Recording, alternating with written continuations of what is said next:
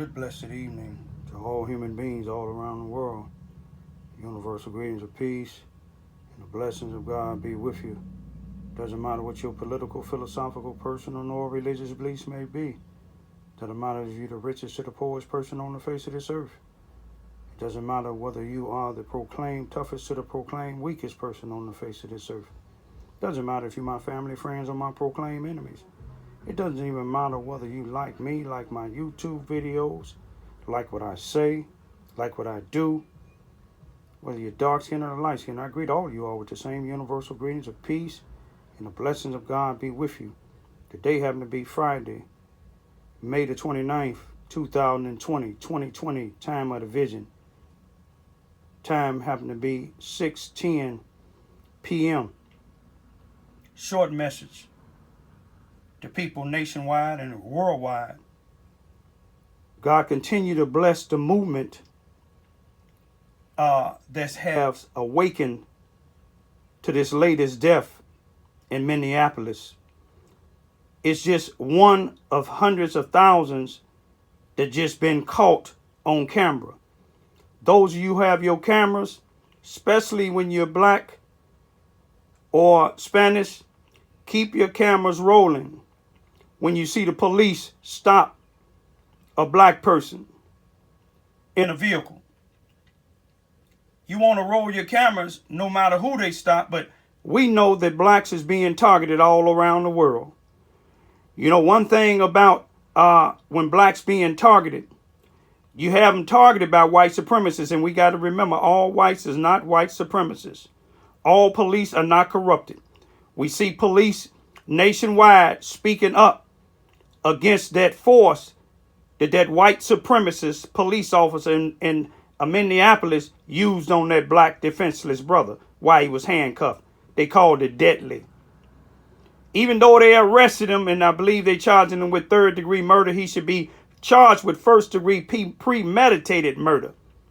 If you ever watched the movie Hurricane with Denzel Washington, you think about the white police that just killed this brother.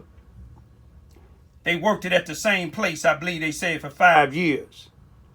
It reminded me when I took the trial with a racist lieutenant for the Charleston, Missouri Police Department, Robert Bobby Hearns, whose family is well known and well powerful here in Charleston, Missouri, Mississippi County.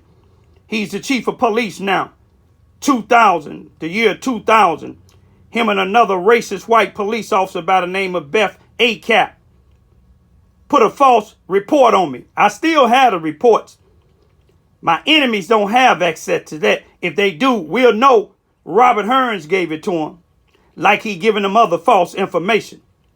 But you know, sometime when you are an activist speaking up against these sellout blacks, we have many of them down here in Charleston, Missouri, and white supremacists that's wearing badges, that's wearing judge robes, you're going to be attacked.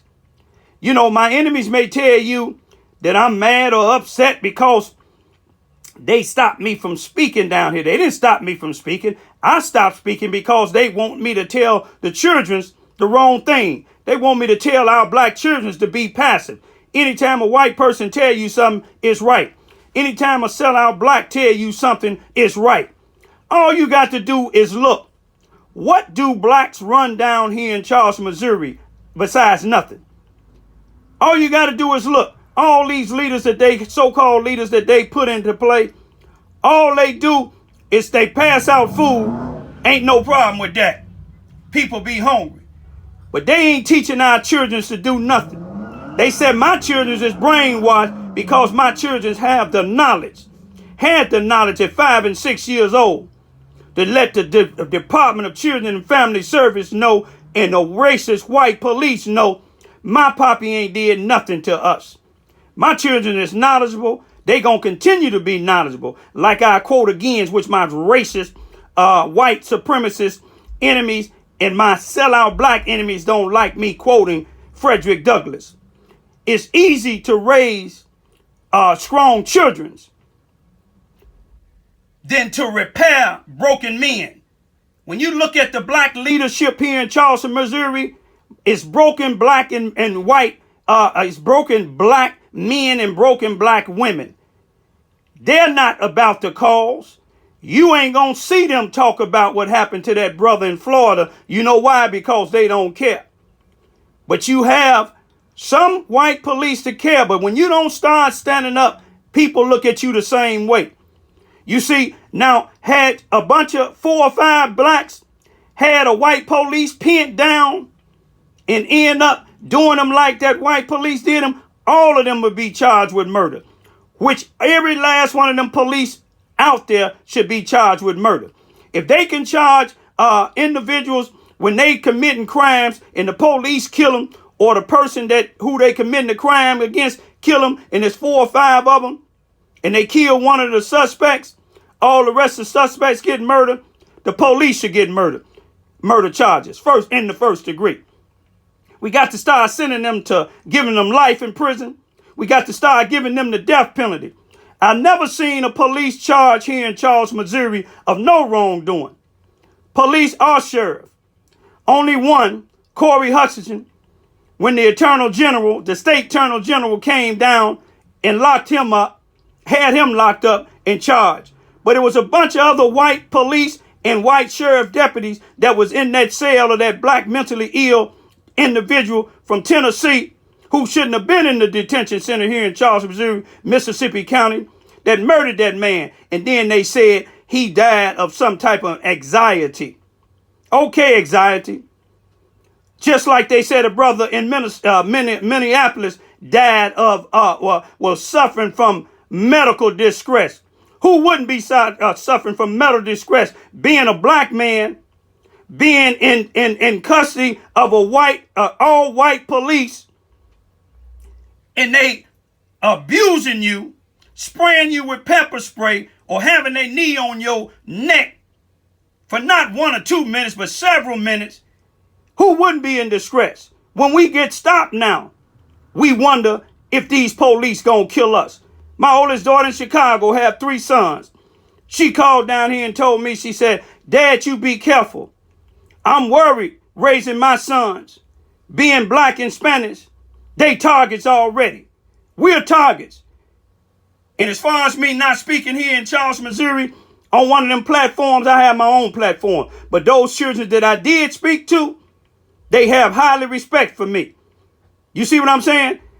People here in Charles, Missouri, Mississippi County, don't let your children be passive. I don't advocate violence, nor do I encourage hate. But I don't encourage you as black people to make your children feel that whites is never wrong. Make your children feel that there's only one voice down here in Charleston, Missouri. The voices that's down here in Charleston, Missouri, that be in these groups in the 700 Elm Street or Cy Williams Street, they're not no voices for the blacks. They're voices for these rich farmers. They're voices for these rich individuals. And look at them. Most of them is black business people that ain't putting nothing back in the black community. Not a thing. They rebuilding everything else. They rebuilding detention centers. They rebuilding probation office. They rebuilding courthouses. They rebuilding these white organization groups, but they ain't rebuilding nothing in the black community. Not one thing. The only thing they trying to rebuild is try to program our children into being in mental slavery. I'm going to keep on speaking. My voice being heard all over the world, y'all. Worldwide. Charles, Missouri, you minute. And this is no disrespect to anybody that's not trying to suppress blacks in the black community. But the voices in Charles, Missouri, the things that y'all award each other for, your awards don't go no farther than Charles, Missouri. You done lost your one newspaper. So now you house Negroes, sell out blacks, can't be in the newspaper now.